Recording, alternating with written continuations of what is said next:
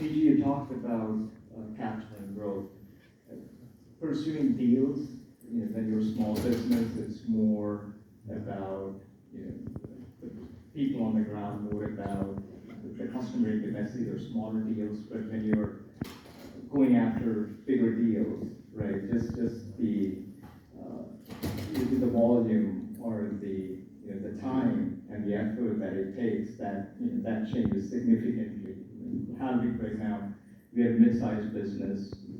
For deals that we were pursuing earlier, maybe like a 2-month, 3-month cycle. Now we're looking at 6-month, 1-year cycle. Can you walk us through, some of the deals that you've pursued, or just your experience, how that shifts from just a smaller timeline to a much larger, much bigger investment? And what are the things that you recommend?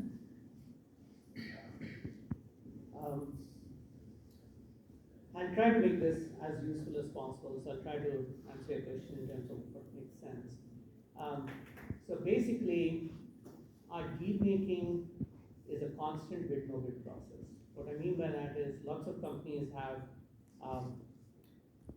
there is a bid, I used to work in big companies, everybody prepares for the big day, for the bid decision.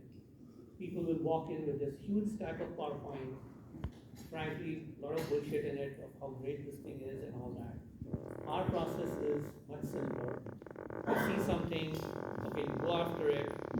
If you see a big rock, you either figure out how to overcome it or drop the bid. So it's a very continuous process of looking at bids. So at the end of the day, from the time we start to actually writing the proposal, the funnel is extremely small. So, but by the time we've got there, we know that the P1 has to be high because we do a lot of research and we do drop a lot of bids. We just don't proceed. And giving up on something of some cost is always a very hard choice because you've been working on this for 6 months, but you just have to have the discipline that it doesn't make sense. Competitive talent management, talent recruiting environment, how are you shifting your resources? How do you kind of align your resources to high priority items? For example, if growth is the number one factor, right? How are you kind of retooling or changing, your strategy around, shifting your talent to kind of accommodate those demands? Look, even the pandemic, I think for many of us, we struggled with getting them all back in the office and all of those things. So many of it has to do with how you compensate and measure your people. They're very simple, 2-step thing. How do you measure them, and then how do you want to compensate them? And if you do both of those things really well, the growth will happen, the trajectory you want will happen, and then everyone gets aligned in the same way. Everyone's accountable for what's in front of them.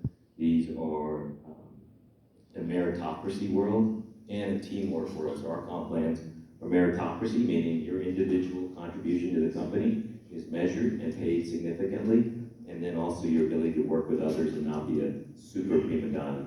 Even though we have a culture of creating super Madonnas, which are people who pound their chest saying, I closed $10 million today, what did you do? Those kinds of things. We ring the bell in the office. It's the old Oracle mentality. If you saw them take on their competitors and win. And literally the software that we sell today, there isn't an agency that doesn't use one of our pieces of software that we sell it to them. So for example, we have a product called Fortify, owned by a foreign company. We have the rights to the source code. We recompile it, we sell it to the government. $300 million a year they consume of this product called Fortify that this foreign company can't sell to the government because they're foreign.